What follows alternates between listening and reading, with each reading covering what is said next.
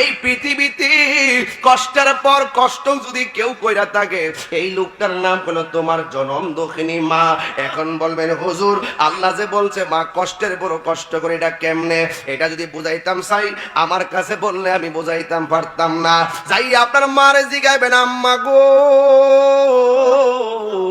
ও আম্মা, তুমি নাকি কষ্টের পর কষ্ট করছো, কেমনে? মা ডাক দেখে, পুত্রে, যখন লাল বেনারসি শাড়ি পইরা গাড়ি আর পালকির মধ্যে উইটা তোর বাবার ঘরের মধ্যে আইছিলাম, সংসারটা বড় পাতলা শীতলা লাগছে। যেই দিন থেকে শুনলাম তুই আমার পেটে কনসিপ্ট হয়েছিস, সেই দিন থেকে আমি আগের মতন আর দইরা হাঁটি না। যদি তুই পেটের মধ্যে নষ্ট হয়ে যাস, এই জন্য চোখের পলকে আমি হাঁটার স্বাধীনতা ভুলে গেলাম। ও বাবারে, ওই পেটের ভিতরে যখন তুই গেলি 2-3 মাস হয়ে গেছে, আগে যেমনে মন চায় এমনে শুয়েছি, উপর হইয়া শুয়েছি, চিত হইয়া শুয়েছি, ডান কাতে বাম কাইতে, কিন্তু অসুবিধা ছিল না। যেই দিন থেকে শুনলাম তুই কনসিপ্ট হয়েছিস, রাত্রি বেলা ঘুমাইতে গেলে উপর হইয়া ঘুমাই না, যদি চাপা পইরা যদি তুই পেটের ভিতরে নষ্ট হইয়া যাস, এই জন্য বাবারে তোর জন্য আমি আমার ঘুমের স্বাধীনতা আমার কাইরা নিয়ে গেছে, এই ঘুমের স্বাধীনতা আমি হারাইয়া ফেলাইছি। ও মা, আর কি কষ্ট!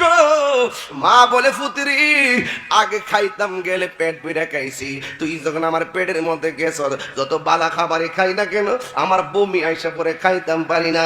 ও পুত্রি, একটা কষ্ট হইল, তুই আমার খাবারের স্বাধীনতা আমি তোর কারণে হারাইয়া ফেলাইছি। এবার 4 নম্বর গেল। 5 নম্বর কি গো মা? মা কি কয় জানেননি? তোরে পেটের মধ্যে লইয়া পেটটা বাড়ি হয়ে গেছে, তুই নড়াচড়া করস, কিন্তু আমি রাতের বেলা ঘুমাইতে গেলে তুই আমার পেটের মধ্যে নড়া যখন দেশ, আমার কানের মধ্যে আওয়াজটা বাসে, তখন আমি ঘুমাইতাম পারি না।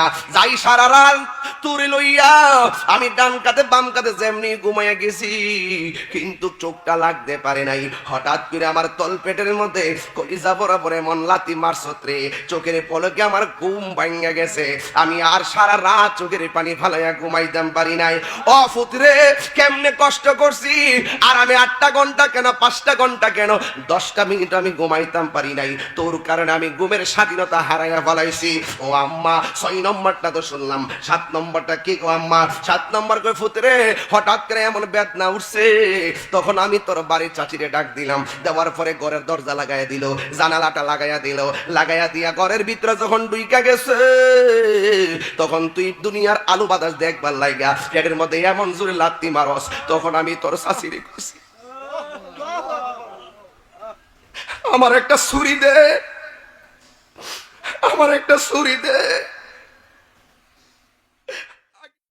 সুপ্রিয় দর্শক, আপনাদেরকে অনেক অনেক মোবারকবাদ এতক্ষণ আমার সাথে থাকার জন্য। যদি আমার এই ভিডিওটি ভালো লেগে থাকে তাহলে একটি লাইক, কমেন্ট, শেয়ার করে দিবেন এবং পেজ থেকে ফলো করে দিবেন। সাথে থাকবেন, আমিও আপনাদের সাথে আছি। আসসালামু আলাইকুম ওয়া রাহমাতুল্লাহি ওয়া বারাকাতুহু।